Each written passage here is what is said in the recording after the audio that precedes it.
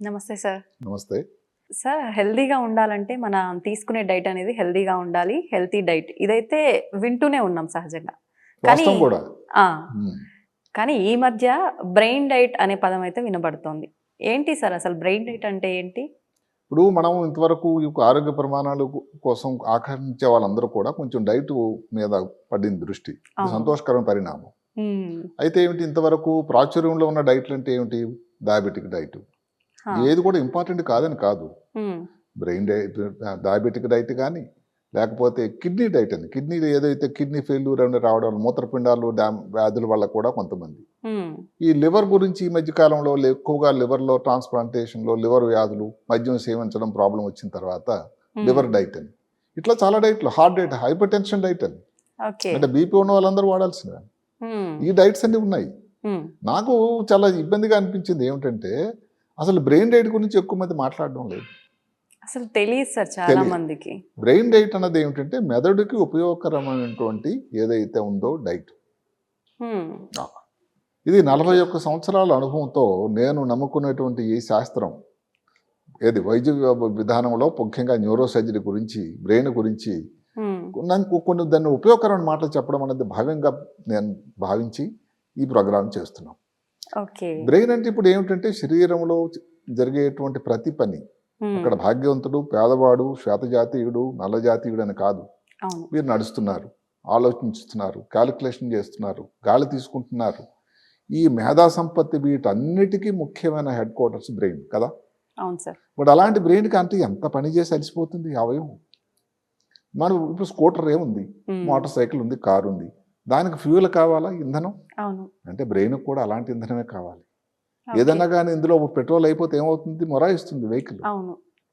మెదడుకు కూడా ఈ హ్మ్. పనులన్నీ ప్రతిరోజు చాకచక్యంగా క్రమం తప్పకుండా హ్మ్. భగవంతుడు పిలిచినంత వరకు 60 సంవత్సరాలు 70 సంవత్సరాలు పని చేయాలంటే హ్మ్. దానికి ఎంత అవసరం ఈ మేధా సంపత్తిని మెయింటైన్ చేయడానికి. అవును. కాబట్టి బ్రెయిన్ డైట్ తాలూకా ముఖ్యత ఇంత అంత కాదు. హ్మ్. ఇందులో ఏదో స్పెషల్ డైట్లు ఇంకెక్కడికో వెళ్ళి మధ్యధరా పర్వతాలకు వెళ్ళి అక్కడ నుంచి ఏదో పట్టుకురావాల్సిన అవసరం లేదు. ఓకే. అదే కాకుండా ఇందులో శాకాహారులు, మాంసాహారులు అందరికి కూడా సరిపోయినటువంటి ఉన్నాయి. ఎవరు కూడా ఇప్పుడు ఎవరిని క్రిటిసైడ్ చేయడానికి లేదు. హ్మ్. ఇప్పుడు కాబట్టి మామూలుగా అంటే మనం రెగ్యులర్‌గా తీసుకునే ఫుడ్డు అది సరిపోదా సార్? సెపరేట్‌గా అంటే బ్రెయిన్ డైట్ అనేది అంటే కొన్ని పదార్థాలు, హ్మ్. కొన్ని పదార్థాల్లో ఏమిటంటే కొన్ని మెదడుకు సంబంధించిన ఏదైతే మినరల్స్ ఇప్పుడు ఏమిటి పనిచేసేవి మెదడుకి హ్మ్. కొన్ని విటమిన్లు కావాలి, హ్మ్. మినరల్స్ కావాలి, లవణాలు కావాలి. అవును. అదే కాకుండా ఈ పాలిఫెనాల్స్ అని వచ్చాయి ఈ మధ్య, హ్మ్. ఫ్లేవనాయిడ్స్ అని వచ్చాయి, ఒమేగా 3 ఫ్యాటీ యాసిడ్స్ అని వచ్చాయి. అవును. ఇవన్నీ కొన్ని కొన్ని విషయాల్లో సమృద్ధిగా ఉన్నాయి. ఓకే. కాబట్టి మెదడుకు సంబంధించి మెదడు తాలూకు ఆరోగ్యం బాగా ఉండడాలంటే ఇవన్నీ తీసుకుంటే ఉపయోగకరం. హ్మ్. ఇప్పుడు శాకాహారులే తీసుకోండి. ఓకే. ఉదాహరణకి సింపుల్ అండి. ఏది మనం వాడేటువంటి పాలక్, స్పినాక్ హ్మ్. అంటాం ఇంగ్లీష్‌లో. దానిలో సమృద్ధిగా ఉంటాయట. ఏది విటమిన్ ఇ, ఓకే. లేకపోతే విటమిన్ కే, హ్మ్. అదే కాకుండా ఇప్పుడు బీటా క్యారోటీన్ ఇవన్నీ ఉంటాయి. దీనివల్ల ఏమవుతుందంటే ముఖ్యంగా విటమిన్ ఇ ఏం చేస్తుందంటే హ్మ్. వయసును బట్టి ఏదైతే మెదడు లోపల కణాలలో డ్యామేజ్ అవుతుందో హ్మ్. దానివలన పార్కిన్సన్ వ్యాధి, లేకపోతే ఆల్జీమర్స్ వ్యాధి ఇలాంటివి రావడానికి ఏజింగ్ ఫ్యాక్టర్ ఏదైతే వస్తుందో దాని మీద పనిచేసి హ్మ్. ఆ ఇబ్బంది రాకుండా తగ్గిస్తుందట. ఓకే. అదే కాకుండా దక్షిణ భారతదేశంలో ఈ ఆకుకూర తక్కువ దొరుకుతుంది. శాస్త్రం ఏం చెప్తుందంటే కాలే కూర, హ్మ్. మున్ముం కూర అని అంటారట. అది దక్షిణ భారతదేశంలో కన్నా మధ్య ప్రాంతంలో లేకపోతే ఉత్తర భారతదేశంలో జరుగుతుంది. హ్మ్. దగ్గర కూడా అది కూడా మన వాళ్ళు కూడా ఇక్కడ పండిస్తారని అనుకుంటున్నాను. హ్మ్. వీటిలో ఈ ఉపయోగకరమైనటువంటి సమృద్ధిగానే ఉన్నాయి. ఓకే. అదే కాకుండా అప్పుడు నేరేడు పండు అంటే అందరూ తీసుకునేది నేరేడు పండు, బెర్రీస్ అంటాం. అవును. ఈ బెర్రీస్ కూడా బ్లాక్ బెర్రీ, బ్లూబెర్రీ, స్ట్రాబెర్రీ. హ్మ్. ఈ మధ్య కాలంలో ఎవరో మాకు మిత్రులు చెప్తున్నారు, ఎక్కడ విశాఖపట్నం జిల్లాలోని హ్మ్. ఈ అరకు, లేకపోతే చింతపల్లి ఇలాంటి ప్రాంతాల్లో బెర్రీస్ పండిస్తున్నారట, స్ట్రాబెర్రీస్. ఇదేదో విదేశాల నుంచి సూపర్. స్విట్జర్లాండ్ నుంచి రానక్కర్లేదు. ఆ! ఆ బెర్రీస్లో కూడా ఇవన్నీ కూడా విటమిన్ సి ఓకే. కానీ, విటమిన్ ఇ కానీ ఉండి హ్మ్. అందులో ముఖ్యంగా ఉండేటువంటి కొన్ని పదార్థాలు ఈ ఆక్సిడేటివ్ స్ట్రెస్ అని ఉంటుంది బ్రెయిన్లో. ఆ! అంటే అందులో ఒక ముఖ్యంగా కనబడేది ఏమిటంటే ఈ ఆక్సిడేటివ్ స్ట్రెస్ వల్ల మెదడులో కణాలు డ్యామేజ్ అవ్వడానికి దాన్ని నిరోధించాలంటే యాంటీ ఆక్సిడెంట్స్ అని కావాలి. ఈ యాంటీ ఆక్సిడెంట్స్ అన్నవి ఏమిటంటే కొన్ని మినరల్స్ ఉంటాయి దానికి, ఫ్రీ రాడికల్స్ అని. దాని పనేనండి నెగిటివ్ మాటలు, నెగిటివ్ పనులు చేయడం. ఆ ఫ్రీ రాడికల్స్కి ఎదుర్కొని సన్నద్ధంగా ఉండి చేసేటువంటి యాంటీ ఆక్సిడెంట్స్ అన్నది ఈ బెర్రీస్లో చాలా సమృద్ధిగా ఉన్నాయట. అదే కాకుండా అక్రోట్స్ అంటాం, వాల్నట్ అని, చాలా పెద్ద కాస్ట్లీ ఫ్రూట్, ఇప్పుడు విరివిగా దొరుకుతూ ఉంది అది. అందులో ఈ ఒమేగా-3 ఫ్యాటీ యాసిడ్స్, అందరు అనుకుంటారు ఒమేగా-3 ఫ్యాటీ యాసిడ్స్ అయితే మాంసాహారంలోనే తీసుకునే మాంసాహారంలో ఉంటుందని. లేదండి, ఇందులో ఉండేటువంటి ఆల్ఫా లినోలిక్ యాసిడ్ అన్నది ఎంత ప్రాచుర్యం అండి, ఎంత ఉపయోగకరం. సేమ్ ఏదైతే మెదడులో ఉన్నటువంటి కనెక్షన్స్ ఉంటాయి, ఆ కనెక్షన్ అంటే ఏమిటి, ఒకదానికి ఒకటి పలకరింపులు ఉంటాయి నర్వస్ సిస్టంలో. వాటి పలకరింపు కోసం ఏదైతే దోహదకారైనటువంటి వీటిని తయారు చేస్తూ ఉంటుందట. ఇవి వెజిటేరియన్స్ తీసుకోండి. తర్వాత ఇప్పుడు మనం కొన్ని డ్రై ఫ్రూట్స్ అవన్నీ మనం చెప్పుకుందాం. ఇంకా మాంసాహారంకి వస్తే ఇప్పుడు అందరూ మళ్ళీ అనుకుంటారు మాంసాహారం గురించి చెప్పటం లేదు. మాంసాహారం వస్తున్నాం మేము. ఎగ్ అండి, రోజుకు ఒక ఎగ్గ తీసుకుంటే దానిలో ఉండేటువంటి కొలీన్ అన్నటువంటి పదార్థం అసలు ఎంత ఉపయోగకరం అని అంటే, దాని వలన ఈ మెదడు తాలూకా గ్రోత్ పెరుగుతూ ఉంటుందట. పూర్తి ఎగ్గా సార్? పూర్తి ఎగ్. దాంట్లో ఉండేటువంటి కనెక్షన్స్ ఇందాక మనం చెప్పుకున్నటువంటి ఏదైతే న్యూరాన్స్ మధ్యలో కనెక్షన్, సమాచార వ్యవస్థ, బ్రెయిన్ లో కొన్ని బిలియన్స్ ఉన్నాయి న్యూరాన్స్ అని, ఎవరు లెక్క పెట్టలేదు ఇంతవరకు ఎన్ని ఉన్నాయని. అందులో ఏదన్నా కానీ నశిస్తూ ఉంటే దాని తాలూకు ముఖ్యత. ఎందుకంటే బ్రెయిన్ భగవంతుడు ఎలా తయారు చేశాడంటే, ప్రతి ఏరియా ఒక పని కోసం నిర్దేశించాడు ఆయన. ఒక పని వాసన కోసం, ఒక పని కంటి చూపు కోసం, ఒక పని వినడానికి, ఒక పని వాక్శుద్ధికి, మాట చాతుర్యానికి, తెలివికి, జ్ఞాపక శక్తికి, ఇట్లా వీటన్నిటి మీద కూడా ఈ కనెక్షన్స్ అనేది చాలా ముఖ్యం. ఏదైనా సమాచారం, ఇప్పుడు మాటకు మొబైల్ లేని రోజు నాడు ఎంత కష్టం అయ్యేదంటే ఎక్కడ తను మాట్లాడాలని. ఇప్పుడు అంత గొప్ప వ్యవస్థ, ఈ కనెక్షన్ వ్యవస్థ ఎప్పుడో సృష్టికర్త మెదడులో అమర్చాడు. ఈ కనెక్షన్స్ కానీ ఏ కారణం వల్ల డ్యామేజ్ అయితే ఇబ్బంది మనం అర్థం చేసుకోవచ్చు. కాబట్టి ఈ మనం చెప్పినటువంటి అక్రోట్ కూడా దానివల్ల ఉపయోగం. ఈ కొలియన్, కోడిగుడ్డు గురించి మాట్లాడుకుంటున్నాం. అదే కాకుండా మాంసాహారులు తీసుకున్నటువంటి మాంసం, ఇందులో చిన్న తేడాల శాస్త్రం ఏం చెప్తుందంటే, ల్యాంబ్ అంటే ఏమిటి, లేత గొర్రె నుంచి మాంసం అట. ఈ పోర్కు, బీఫ్ ఇవన్నీ రెడ్ మీట్, వైట్ మీట్ అని 2 రకాలు ఉంటాయండి. రెడ్ మీట్ అన్నది ఇప్పుడు ఇదే మనం చెప్పుకున్నటువంటి ల్యాంబ్ కానీ, పోర్క్ కానీ, బీఫ్ కానీ రెడ్ మీట్ అంటారట. వైట్ మీట్ అంటే చికెన్, వీటిలో వచ్చేది. వైట్ మీట్ అంత శాస్త్రం కాదట, ఉపయోగకరం కాదు. ఏదైతే ఉందో ముఖ్యంగా ల్యాంబ్, ఏదైతే లేత గొర్రెను తీసుకునేటట్టయితే దానిలో క్యాలరీస్ తక్కువ ఉంటాయి, దానిలో కొవ్వు పదార్థాలు తక్కువ ఉంటాయి, దానిలో ఉండేటువంటి ఉపయోగకరమైనటువంటి మెదడుకు సంబంధించినటువంటి మేత అంతా అందులో ఉంటుందట. అలాగే ఇంకొకటి ఉంది ఏమిటంటే సాల్మన్ ఫిష్ అని, అంటే చాలా ఫ్యాటీ ఫిష్ అని, omega three fatty acids, fish liver oil అంటాం మనం. సమృద్ధిగా ఉండేటువంటి గొప్ప సోర్సు ఇది. అంటే ఇవన్నీ కాగ్నిటివ్ ఫంక్షన్, జ్ఞాపక శక్తికి, క్యాలిక్యులేషన్కి, మేధా సంపత్తికి.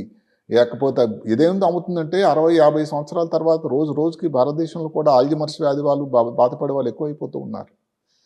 ఏదైతే తెల్ల జుత్తు వచ్చి ఇలాగ జుత్తు తగ్గిపోతూ ఉందో అలాగే కణాల సంఖ్య కూడా తగ్గిపోతూ ఉందట. వీటన్నిటికీ పెంపొందించడానికి ఉపయోగపడేటువంటి ఒక ముఖ్యమైన ఈ ఆహారం నాన్ వెజిటేరియన్స్లో మనం చెప్పుకున్నటువంటి ఫిష్. అలాగే వెజిటేరియన్స్లో మనం చెప్పుకున్నాం వాల్నట్.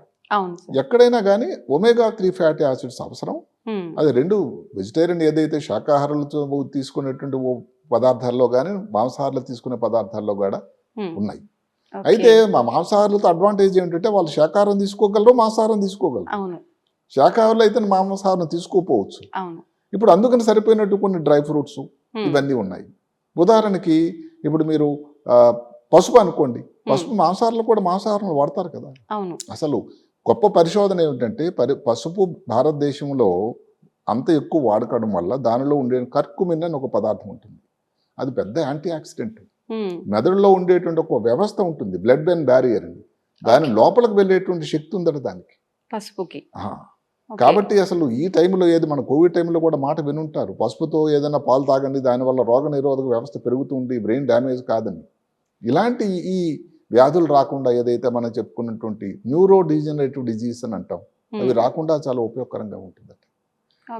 అదే కాక ఒక కారణం ఆల్జిమర్స్ వ్యాధి అనేది పరిశోధనలో క్లియర్గా తెలిసిందంటే, అమెరికాలో ఉన్నటువంటి జనాభాకు చూసుకొని పర్సంటేజ్ తీసుకుంటే, భారతదేశంలో ఉన్నటువంటి 140 కోట్ల జనాభా తీసుకుంటే భారతదేశంలో ఈ ఏదైతే ఉందో ఆల్జిమర్స్ వ్యాధి తక్కువ అండి. దీనికి కారణం ఏదో మనం మంచి వాళ్ళం అయిపోయింది కాదు, మనం వాడేటువంటి పసుపు వల్ల. ఇది ప్రపంచం అంతా, ప్రపంచ ఆరోగ్య సంస్థ కూడా గ్రహించింది. అంత ఉపయోగకరమైనది పసుపు. పసుపు అందుకని ఎంత విరివిగా వాడుతుంటే వాళ్ళలో ఈ ఇబ్బందులని రాకుండా ఉండడానికి, లోను కాకుండా ఉంటుంది. ఇంకోటి, మన రోజు మామూలుగా సాంబార్లో ఉన్న రసంలోని చేసేటువంటి పంప్కిన్, గుమ్మడికాయలో ఉండేటువంటి కొన్ని సీడ్స్ నుంచి అన్ని లవణాలు, మినరల్స్ అనుకున్నాం మనం, చాలా పోషక పదార్థాలు, జింక్ అని, కాపర్ అని, మ్యాంగనీస్ అని, ఏదైతే కణాల తాలూకా డెవలప్మెంట్, మెదడులో ఉండే కణాల డెవలప్మెంట్ కోసం ఉపయోగపడేవి. మనం అందరం వాడేటువంటి కాఫీ ఉండనే ఉన్నది. అందరూ అనుకుంటారు కాఫీ వల్ల ఇబ్బందా మంచా అని. రెండు మాటలు చెప్తాం కాఫీ గురించి. కాఫీలో ఉండేటువంటి కెఫీన్ అనేది పెద్ద యాంటీ ఆక్సిడెంట్ అండి.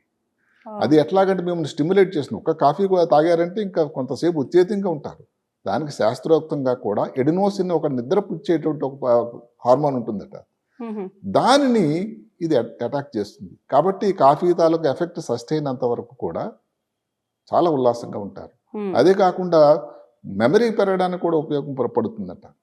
ఎందుకంటే ఉత్తేజంగా ఉండడానికి పెరుగుతూ ఉంటుంది దాంట్లో. ఎందుకంటే కాఫీ వల్ల హ్యాపీ హార్మోన్స్ అని ఉంటాయి, డాపమైన్ అని, సెరోటోనిన్ అని మెదడులో తయారవుతాయి. ఇట్లా కాఫీ కానీ మోతాదు, లిమిట్గా మోతాదులు, ఏదో 3 నుంచి 4 కప్పులు డైలీ తీసుకోవచ్చు. కానీ 3 నుంచి 4 కప్పులు కానీ ప్రతి సంవత్సరాలు కూడా, ఎక్కువ సంవత్సరాలు తీసుకోవడం అన్నది మంచిది కాదేమో. ఏదన్నా మితం అన్నది మంచిది. అలాగని రాత్రి మీరు పడుకునే ముందు కాఫీ తీసుకోవడం కొంతమందికి అలవాటు. దానివల్ల మీ నిద్రభంగం అవుతుంది. నిద్రభంగం అయితే మళ్ళీ మీకు ఏదైతే ఉందో దానివల్ల ఈ ఆల్జిమర్స్ ఇవన్నీ ప్రాబ్లమ్స్ కూడా రావడానికి ఒక కారణం ఏదైతే ఉందో, మనం చెప్పి ఒక్క బ్రెయిన్ డైట్ వల్ల కాదు, వ్యాయామం కానీ, నిద్ర కానీ, ఇంకా చాలా ఉన్నాయి. అవి కూడా ముఖ్యమే మెదడు తాలూకు ఆరోగ్యానికి. కానీ ఏ టైంలో తీసుకోవాలి, ఎంత మోతాదు తీసుకోవాలి అన్నది కూడా ఒక ముఖ్యమైన విషయం. అదే కాకుండా డార్క్ చాక్లెట్, దానిలో ఒక ఇది ఉంటుంది, ఫ్లావనాయిడ్స్ అని. అది అసలు ఎంత ఉపయోగకరం అన్నట్టు. దాంట్లో ఇప్పుడు వచ్చినటువంటి కొత్త పదానం ఏంటంటే బ్రెయిన్ గట్ యాక్సిస్ అని. అంటే దీనికి ఏది నమ్ముతారా, పొట్టలో ఉండేటువంటి ప్రేవులకి బ్రెయిన్కి కనెక్షన్ ఉందట. ఇప్పుడు ఈ డార్క్ చాక్లెట్ తీసుకునేటట్టయితే దాని మీద గట్టలో, దానికి పొట్ట లోపలికి వెళ్ళి దాన్ని స్టిమ్యులేట్ చేసి ఏదైతే ఉందో బ్రెయిన్ మీద ఉండేటువంటి దుష్పరిణామాలని ఎదుర్కొంటూ ఉంటుందట. కాబట్టి డార్క్ చాక్లెట్ కూడా ఉపయోగకరమే మామూలు చాక్లెట్ కన్నా. లాస్ట్లో ఇంకేమిటి, ఇంకొకటి ఇప్పుడు కొత్తగా ఇప్పుడు మనం వాడుతున్నది ఏమిటంటే, మనం చెప్పుకున్నాం పంప్కిన్ సీడ్స్. ఇవి కాకుండా ఇంకా కొన్ని ఫ్రూట్స్, ఒకటి ఆరెంజే తీసుకోండి సింపుల్ గాను. అందులో ఉన్నటువంటి వైటమిన్ సి మెదడు లోపల ప్రతి కణానికి దాని ఉత్తేజంగా ఉండడానికి, డెవలప్మెంట్ కోసం, మెదడు గ్రోత్ కోసం చాలా ఉపయోగకరమైంది. అది ఒక్క ఆరెంజ్ తీసుకుంటే అంత వైటమిన్ సి వస్తుందట. మీరు విటమిన్ సి టాబ్లెట్ వేసుకోకర్లేదు. అలాగే మీ ఇంటి దగ్గర పెరట్లో దొరికే గోవా, జాంపండు, సింపుల్గా సరే.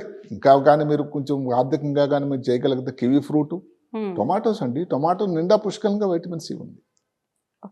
ఇందాక చెప్పుకున్నటువంటి ఏదైతే పసుపు గురించి కూడా దాంట్లో ఉండేది, ఇంకా బ్లడ్ బ్రెయిన్ బ్యారియర్ నుంచి వెళ్ళడమే కాకుండా బ్రెయిన్ న్యూరోట్రాఫిక్ ఫ్యాక్టర్ అని ఒకటి ఉంటుంది. అంటే మెదడు లోపల కొత్త రకం కణాలు, మెదడు తాలూకా పరిణామం పెరగడానికి, మెదడు తాలూకా సైజు పెరగడానికి, కణాల తాలూకా డిస్ట్రక్షన్, ఇది నాశనం కాకుండా ఉపయోగపడడానికి ఉండేటువంటి పదార్థం కూడా ఉంది. కాబట్టి నా లిస్టులో ఫస్ట్ వాడడం రెగ్యులర్గా వెజిటేరియన్స్, శాకాహారులు, మాంసాహారులు పసుపు విరివిగా వాడండి. ఏ విధంగానైనా కూరల్లో కానీ పసుపు దేంతో పాలలో తీసుకోవడం కానీ. పంప్కిన్ సీడ్స్ అన్నది చాలా చీప్. అవి కాఫీ ఒక 2 కప్పులు, 1-2 కప్పులు సేవించండి, దానివల్ల నష్టమైతే లేదు. సీడ్స్ ఎంత మోతాదులో తీసుకోవచ్చు? సీడ్స్ కూడా ఒక పరిణామం, దానికి ఇంత సైజ్ అంటే లిమిట్ అంటూ ఇంత ఇవ్వలేదు. కానీ అప్పుడప్పుడు దానిలో మీ భోజనంలో ఒక భాగంగా అది పెట్టుకుంటూ ఉండండి. అక్రోట్స్ అన్నది చాలా చాలా, అసలు దాంట్లో ఏంటంటే ఒక అక్రోట్ తీస్తే 1 ounce అక్రోట్లో ఆల్ఫా లినోలిక్ యాసిడ్స్ అన్ని విపరీతంగా ఉన్నాయి. కాబట్టి అది కూడా ఏదో దానికోసం సాల్మన్ ఫిష్ తినాల్సిన అవసరం లేదు వెజిటేరియన్స్, వరి అయిపోవడానికి లేదు, దానికి సరిపోయినంత ఉన్నాయి. కాబట్టి ఈ సింపుల్ ఇవన్నీ కూడా ముందు ఏంటంటే ఈ విరివిగా వాడేటట్టయితే మనం ఏదైతే ఉందో భారతదేశంలో ఈ ఆల్జమర్స్ వ్యాధి, పార్కిన్సన్ వ్యాధి, ఎలా న్యూరో డిజనరేటివ్ డిసీజ్ ఏవన్నీ ఉన్నాయో రాకుండా. ఎందుకంటే చూస్తుంటే కొంతమందికి ఆల్జమర్స్ వ్యాధి చాలా బాధాకరంగా అనిపిస్తుంది. మనిషి తన ఉనికినే మర్చిపోతాడు. వాకింగ్కి వెళ్తాడు, ఇంకొక వీధిలోకి వెళ్ళిపోతాడు, ఎవరో చూసుకొని రామారావు గారు ఇక్కడికి వచ్చారు రిటర్న్ తీసుకురావడం జరుగుతూ ఉంటుంది. ముందు నుంచి మిగతా జాగ్రత్తలు చాలా ఉన్నాయి. మనము ఒక్క బ్రెయిన్ డైట్, ఆహారం మీద దృష్టి ఈ రోజు ప్రోగ్రాంలో పెట్టాం. మిగతా ఉంటే నిద్ర కానీ, లేకపోతే అందరితో కలిసి ఉండడం కానీ, నడక కానీ, వ్యాయామం కానీ, ఊబకాయం రాకుండా, బీపీ షుగర్ ఉంటే కంట్రోల్ చేయడం కానీ, ఇలా చాలా ఉన్నాయి. కానీ అవన్నీ ఎంత ముఖ్యమో ఈ ఆహారం కూడా, మనం తీసుకునేటువంటి ఆహారం కూడా అంతే ముఖ్యం. కాబట్టి ఈరోజు బ్రెయిన్ డైట్ మీద మనం దానికి స్ట్రెస్ చేయడం జరుగుతూ ఉంది. మిగతా ఆహారాలాగే దీనికి కూడా ఆహారం ఒకటి ఉంది. ఇవన్నీ చెప్పుకున్నటువంటి ఆకుకూరలు, కాయగూరలు, బీన్స్ బ్రహ్మాండం అట బీన్స్ వల్ల. అదే కాకుండా ఈ మనం చెప్పినటువంటి చిరుధాన్యాలు, మిల్లెట్స్ కానీ, మిల్లెట్స్లో కూడా చాలా మంచి ఉపయోగకరంగా ఉన్నాయి. వాడకం చేసేటువంటి పసుపు, పంప్కిన్ సీడ్స్, తీసుకునే కాఫీ, ఆరెంజ్ కానీ, లేకపోతే నాన్ వెజిటేరియన్స్ మనం చెప్పాము ఏదైతే చిన్న లేత ల్యాంబ్, గొర్రె మాంసం, కోడిగుడ్డు. చాలా మంది వెజిటేరియన్స్ కూడా సేవిస్తున్నారు కోడిగుడ్డు. ఈ మధ్య కోడిగుడ్డు వెజిటేరియన్ అయిపోయింది.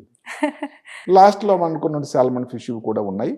కాబట్టి డైట్ అన్నది ఏదో స్పెషల్గా మనం ఎక్కడికి వెళ్ళి సంపాదించాల్సింది కాదు. మనం రోజు వాడుతున్నదే కొంచెం పద్ధతిలో వాడి మెదడుని మనం దోహదకారి, పర్టికులర్గా చిన్నపిల్లల నుంచి కానీ ఇదే కానీ ఈ ఆహారం కానీ అలవాటు చేస్తే వాళ్ళు తర్వాత 60-70 సంవత్సరాలు వచ్చేసరికల్లా ఈ న్యూరోడోజనరేటివ్ డిజీజ్ రాకుండా, బారిన పడకుండా ఉండడానికి దోహదకారి అవుతుంది.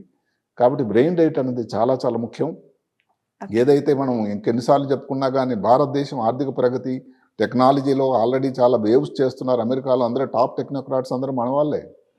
ఎందుకంటే భారతీయులు ముందు నుంచి కూడా భారతీయతలో ఉండేటువంటి ఈ తెలియకుండానే బ్రెయిన్ డైట్ మనం తీసుకోవడం వల్ల ఇప్పుడు ఎవరికి తెలుసు పసుపు వాడేటప్పుడు ఇంత ఉపయోగకరం అని.